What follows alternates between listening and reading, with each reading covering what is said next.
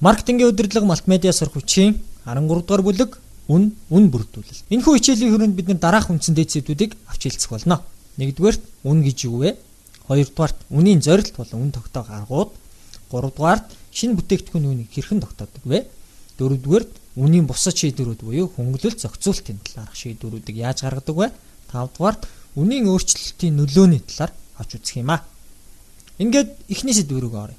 Үн гэж юу вэ? Үнийн талаар тодорхойлж хэлэх юм бол үн гэдэг бол бараа үйлчлэгийг худалдаа авах болон эзэмшихийн тулд солилцож буй мөнгөн болон бусад үнэлэгдэхүй зүйлсийг үн гэж хэлж болох юм. Үн нь компанийн хувьд бол компани орлогыг бий болгож ашгийг бүтээгч гол элемент. За маркетингийн холцын элементүүд дотроос хамгийн уян хатан буюу хамгийн богино хугацаанд өөрчилж болдог тэрхүү нөлөө нь хамгийн хурдан хугацаанд илэрч гардаг ийм элемент. За бас дээрэс нь үнийн талаарх шийдвэр нь хамгийн эмзэг, хамгийн хүн шийдвэрээд. Учир нь хэрэглэгч үнийн талаарх шийдвэрт эмзэг ханддаг, үнийн талаарх шийдвэр нь хэрэглэгчийн хувьд бол зардлын талаарх шийдвэр болж таардаг байна.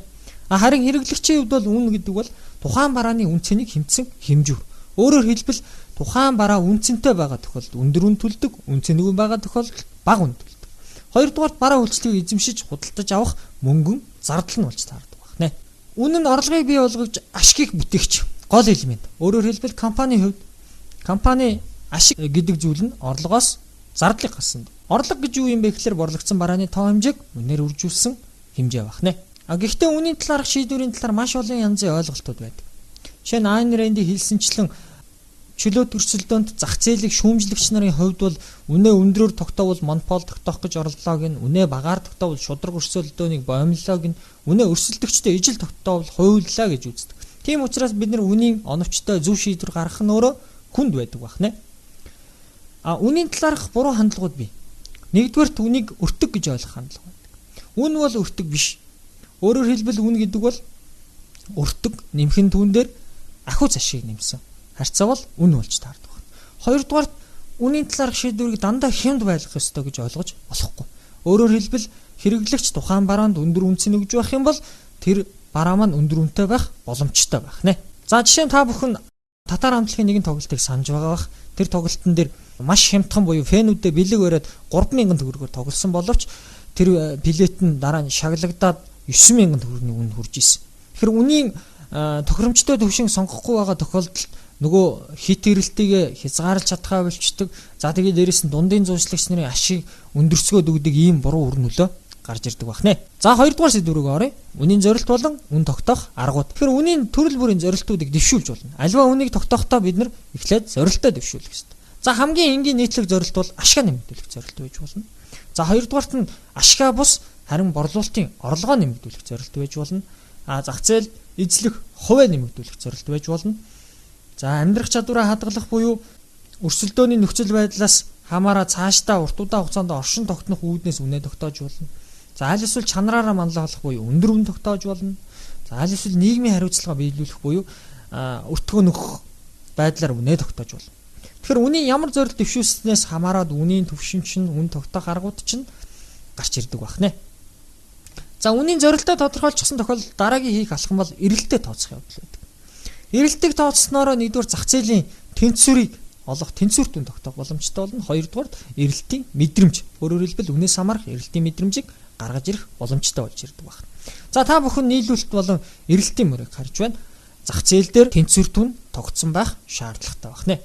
Харин эрэлтийн мэдрэмж гэдэг бол үнийн өөрчлөлтийн хувь эрэлтийн тоо хэмжээнд хэрхэн яаж нөлөөлж байгаа гэдгийг эрэлтийн мэдрэмж хичээлдэг байна. За эрэлтийн мэдрэмж нэгээс их байх юм бол энэ эрэлт мэдрэмжтэй гэсэн үг, нэгээс бага байх юм бол эрэлт мэдрэмжгүй. За нэгтэй тэнцүү байх юм бол нэгж мэдрэмжтэй гэж үздэг байна. За энэхүү эрэлтийн мэдрэмж нь үнийн хувьд орлогын хувьд яаж нөлөөлдөг юм бэ гэдгийг бид дараах хүснэгтээ сарж болно. Жишээ нь үнийг буулгахад орлого өсөж байгаа юм бол энэ мэдрэмжтэй, эрэлт нь мэдрэмжтэй. Үнийг буулгахад орлого дагаа буурч байгаа юм бол энэ мэдрэмжгүй. За үнийг өсгөхөд орлого дагаа өсөж байгаа юм бол бас мэдрэмжгүй. Үнийг өсгөхөд орлого нь буурч байгаа юм бол мэдрэмжтэй. Буулгах болон өсгөхөд ижил хэмжээгээр нэмэгдэж байх юм бол энэ нэгж мэдрэмжтэй бараа болж таарна. За тогтоосны дараа тухайн бараа бүтээгдэхүүний өртгийг тооцох явдал байдаг. Тэгэхээр өртөг тооцоход бид тодорхой зардлуудыг тооцох хэрэгтэй болно. За нэгдүгээр тогтмол зардал гэж байдаг. Үйлдвэрлэсэн болон борлогдсон барааны тоон хэмжээнээс үл хамааран гарч байгаа зардлыг тогтмол зардал гэж хэлдэг. Өөрөөр хэлбэл хичнээн бараа борлогдсон, борлогдоогүй ялгаагүй гарч ирж байгаа зардлуудыг тогтмол зардал гэж хэлдэг. За хоёр дахь төрлийн зардал бол хувьсах зардал. Үйлдвэрлэсэн барааны тоон хэмжээтэй уялдаж гарч ирж байгаа ийм зардлуудыг бид нэр хувьсах зардал гэж хэлдэг байна. За гурав дахь зардал бол нийт зардал. Тогтмол болон хувьсах зардлуудын нийлбэрийг гаргаж ирдэг. Энэхүү за дараагийн зардал бол дундад зардал. Дундад зардал гэдэг маань үйлдвэрлэсэн барааны нэгжид оногдож байгаа зардлын хэмжээг дундад зардал гэж хэлдэг байна. Өртгөө тооцсныхаа дараа бид нэр өрсөлдөгчийн үнэтэй харьцуулдаг. Өөрөөр хэлбэл таа зүн буюу зах зээл дээр байгаа хамгийн өндөр үн юу вэ? Шал үн буюу зах зээлд байгаа хамгийн доод үн. За тэгээд өрсөлдөгчийн үн. За тэгээд орлуулах барааны үн энэ дөрвөн хүчин зүйлсийг харьцуулж үзэж явах хэрэгтэй байна. За ерөнхийдөө үн тогтооход нөлөөлдөг 3 C гэж байдаг. Нэгдүгээрт хэрэглэгчийн эрэлт чинь нөлөөлнө, хоёрдугаарт өөрсдийн чинь зардал нөлөөлнө, гуравдугаарт өрсөлдөгчийн чинь үн нөлөөлнө. Энэ 3 хүчин зүйлийг харгалзаж үзсний үндсэн дээрээс үн гэдэг зүйлийг тогтоодог байна.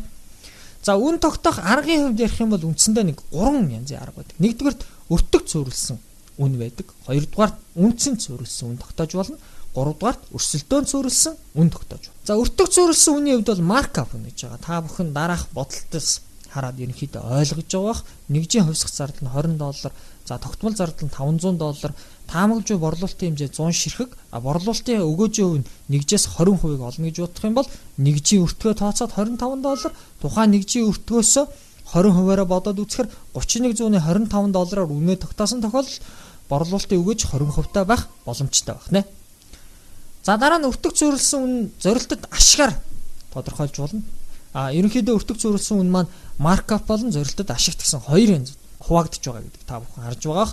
За нэгжийн өртгөө өгж байгаа нийт хөрөнгө оруулалтаа таамаглаж буй борлуулалтын хэмжээ, өгөөжийн хувь, за тэгээд үнэ бодож гаргасан байна. За томьёоноос ерөнхийдөө харчиж байгаа учраас энэхүү бодолтыг дараа нь хийгээд авах боломжтой баха. За өртөг цөөрөлсөн үн бол үндсэндээ зорилтод ашигт суурилсан үн бол дараах графикийн дагуу явж байгаа. Break-even point буюу тогтмол зардлаа нөхөх хэмжээ. За тэгээд тогтмол зардлаа нөхсөний дараа нөгөө ашиг гэдэг зүйл маань гарч ирж байгаа маа. За хоёр дахь төрлийн үн тогтоох арга бол үндсэн цөөрөлсөн үн байдаг. Худалдаа авагчийн үндсэнээс хамааруулаад үнэ тогтоож явах юм бол үнийг үндсэнд цөөрөлсөн үн гэж хэлдэг. За үндсэн цөөрөлсөний үнийн хувьд бол барааныхаа чанарыг сайжруулах, барааныхаа нэр хүндийг дээшлүүлэх, за аль эсвэл барааныхаа өртгийг буруулаад everyday low price буюу өдөр бүр хямд үн гэсэн иймэрхүү байдлаар үндсэн цөөрөлсөн үнийг тогтоож болдог байна. За гурав дахь төрлийн үн бол өрсөлдөөн цөөрөлсөн. Өөрөөр хэлбэл өрсөлдөгчийн үнийн бодлого, өрсөлдөгчийн үнийг харж байгаад үнэ тогтоож явах юм бол үнийг өрсөлдөөн цөөрөлсөн үн гэж хэлдэг. За өрсөлдөөн цөөрөлсөн үнийн хувьд бол өрсөлдөгчтэй ижил үнийн буюу ижил төвшний бодлого баримтлаа явж болно. Аль эсвэл өрсөлдөгчөөс арай хямдхан үнийн бодлого баримтлаж болно. Аль эсвэл өрсөлдөгчөөс өндөр үнийн бодлого баримтлаад үнэ тогтоож болдог байна.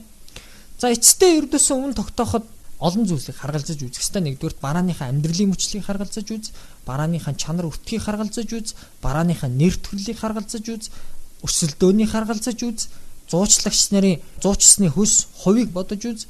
За засгийн газрын хяналт, засгийн газраас ямар үнд хяналт тавьж яах гэдгийг харгалзаж үз. За тэгээ өөрсдийн чинь компани бодлого нөлөөлөх. Энэ бүгдийн эцсийн дунд эцсийн үн чинь тогтож гарч ирдэг байна. За дараагийн бүлэг бол шинэ бүтээгдэхүүний үн тогтоох асуудал байгаа. Шинэ бүтээгдэхүүний үнийг тогтоохдоо 3 янзын арга байж болно. Нэгдүгээр зах зээлийн өрөм хамах буюу өндөр үнийн бодлого, хоёрдугаар зах зээлийн хусам хамах буюу хямдхан үнийн бодлого, гуравдугаар өрсөлдөөнд суурилсан үнийн бодлого буюу өрсөлдөгчтэй харьцуулах замаар үнэ тогтоох ийм 3 янзын арга байдаг байна. За дараа нь бас барааныхаа үнийг тогтоохдоо энэ чанараас нь хамааруулж үнэ тогтоож болно. За барааны чанар нь өндөр, үнэн өндөр байх юм бол нэр төрийн стратеги баримталж яах гэсэн үг.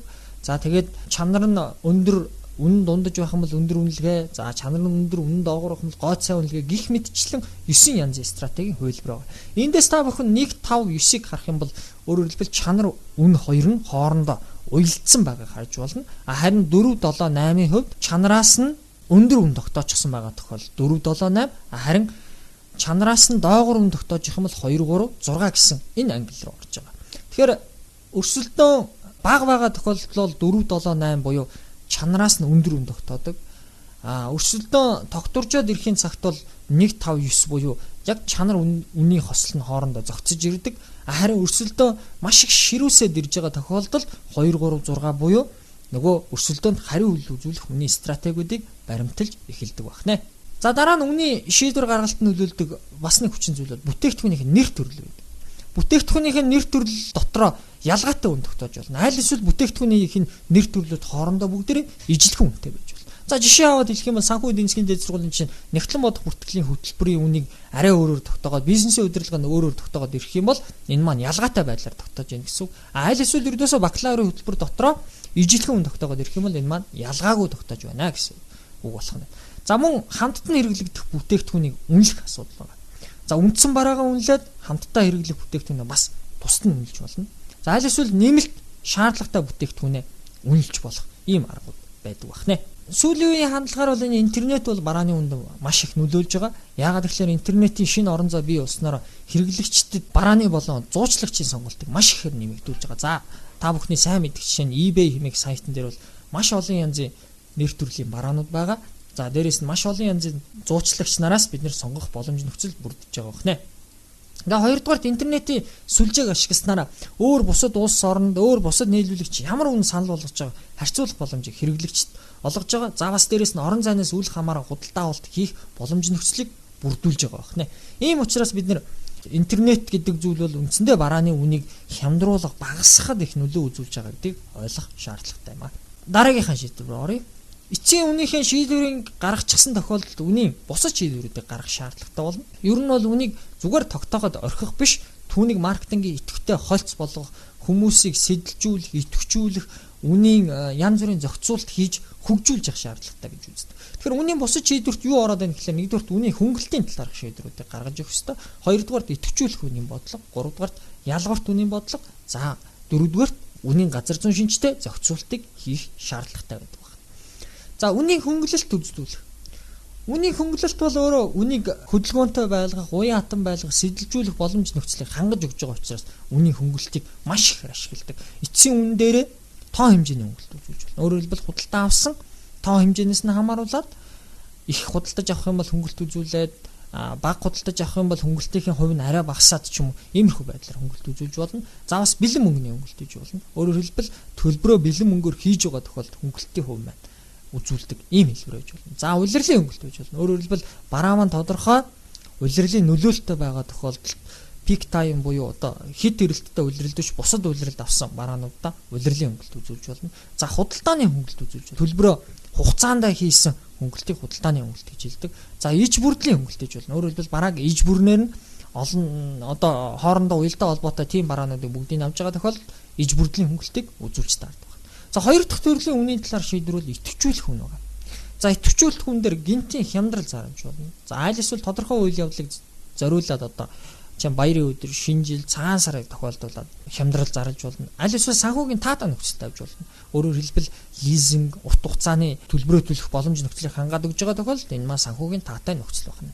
За мөн үнэгүй нэмэлт үйлчлэгээ аль эсвэл урт хугацааны баталгаат хугацаа амлаад ирэх юм бол энэ маань бас л идэвхжүүлэх үнийн шийдвэр болж таарна. За эцэст нь сэтгэл зүйн үн буюу жишээ нь 299 төгрөг аль эсвэл одоо 300 төгрөг 299 нь хэрэглэгчдийн хувьд бол харьцангуй бага юм шиг санагдах ийм үнийг тогтоож өгч болдог байна. За ялгуурт үн тогтоох бол бас л нэг үнийн шийдвэр байгаа. Өөрөөр хэлбэл хэрэглэгчдийн тодорхой сегментэд нь зориулсан үн тогтоож болно. Жишээ нь оюутны сегментэд зориулсан илүү хямдхан үйлчлэгээтэй ч гэдэг юм уу. За аль эсвэл ахмадуудад зориулсан хямдралтай үн ч гэдэг. Аль эсвэл имижээс хамаарсан ялгуурт үн гэж болно. Өөрөөр хэлбэл барааны брэнд дүр төрхөөс нь хамааруулаад зарим бараанууд дээр өндөр үн, зарим бараанууд дээр хямдхан үн тогтоож болно. За энийг бол бид нар швейцар цаган дээр маш их мэдэж болно.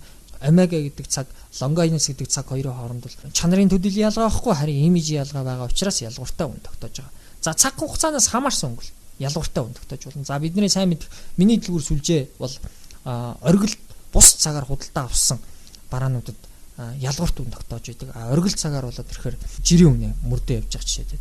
За бас хуваарлтын суугаас хамаарсан ялгуурт үн тогтоож болно. Одоо хинээс худалдаж авж байгаа бөөний худалдаач, жижиглэнгийн худалдаачнаас үгдгээс хамаарсан ялгуурт үн тогтоож болно. За байршлаас хамаарсан ялгуурт үн тогтоож болно.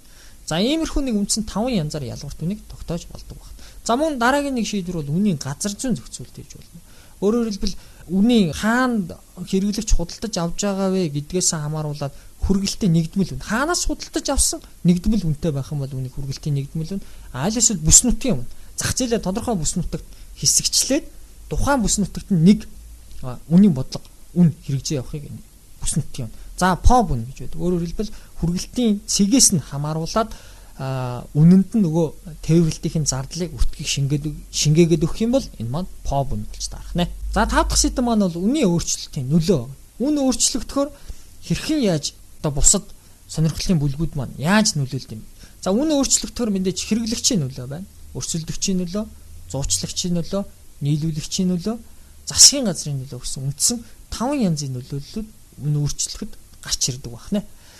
За өрсөлдөгчийн үн өөрчлөгдөж байгаа тохиолдолд та бүхэн яах вэ гэхээр дараах хэдэн асуултанд хариулт олох ёстой. Нэгдүгürt яагаад өрсөлдөгч үнэ өөрчлөв гэдгийг бид бодож тунгааж явах ёстой. Хоёрдугаарт энэ өрсөлдөгчийн үнийн өөрчлөлт төр зурих уу, аль эсвэл цаашаа ингээд үргэлжлэлтэй явах уу гэдгийг тодорхойлох ёстой. За гуравдугаарт хэрвээ ямар нэгэн хариу үйлдэл манай компани үзүүлэхгүй бол манай компани ашиг орлогод зах зээлд эзлэх хувьд ямар өөрчлөлт орох вэ? Өөрөөр хэлбэл энэ өрсөлдөгчийн үн маань бидэнд яаж нөлөөлөх вэ гэдгийг тодорхойлох ёстой байна. За дараа нь дөрөвт нь бусад ижил төрлийн пүүсүүд ер нь ямар арга хэмжээ авч байна? Түүнээс хамаараад бид ямар арга хэмжээ авах вэ гэдгийг тодорхойлж гаргаж ирэх ёстой байна. Өрсөлдөгчийн үнийн өөрчлөлтөөс хамаараад бид дараах төрлийн хариу үйлдэлүүд үзүүлж болно. Үнэ ердөөсөө өөрчлөхгүйгээр хിവэрэ барьж болно. За хിവэрэ барих шалтгаан бол ердөөсөө ашиг зах зээл эзлэх хувьд өрсөлдөгчийн үн төдийллийн өөрчлөлт орохгүй бол бид үнэ хിവэрэ барина. Бас дээрээс нь тодорхой хэмжээгээр алдаж байгаа тохиолдолд зах зээлээ түүнийг эргүүлж авах боломж нөхцөл байх юм бол нэг фактор яаран үнэ өөрчлөхгүй хിവэр нь барьдаг. За хоёр дахь төрлийн хариу үйлдэл бол үнэ хിവэр нь бариад үн цэнэ буюу үр ашгаа нэмэгдүүлэх. За бараа үйлчлэгчийн чанар идэвхжүүлэлтийн үйл ажиллагааг сайжруулад ирэх юм бол энэ маань хэрэглэгчдийн үн цэнийг нэмэгдүүлж байгаа учраас үнэ хിവэрэ барих тийм боломж нөхцөлийг биднэрт олгодог байна. За аль эсвэл үнэ бууруулж бол өрсөлдөгчийн үн ашиг зах зээл эзлэх хувьд ч огцом өөрчлөлт бол аль эсвэл ердөөсөө зах зээлээ алдаад түүнийг эргүүлж авах боломж нөхцөл олдоогүй тохиолдолд өрсөлдөгчийн үнийн өөрчлөлтөнд дагаад үнэ бууруулах ийм хариу үйлдэлийг үзүүлж болдог байна. За дөрөв дэх төрлийн өөрчлөлт бол үнэ өсгөөд шинэ брэнд гаргаж байна. Өөрөөр хэлбэл үнэ өсгөөд шинээр довтолж байгаа, үнэ хямдхан болж байгаа тийм брэндийг саад учруулах шинэ брэндийг гаргаад ирэх юм бол энэ үнэ өсгөөд шинэ брэнд гаргах стратеги гэж хэлэх нэ. За аль эсвэл ердөөсөө хямд үнэтэй шинэ брэнд гаргаад өрсөлдөж байгаа тэр брэндтэй саад учруулж болдог байна.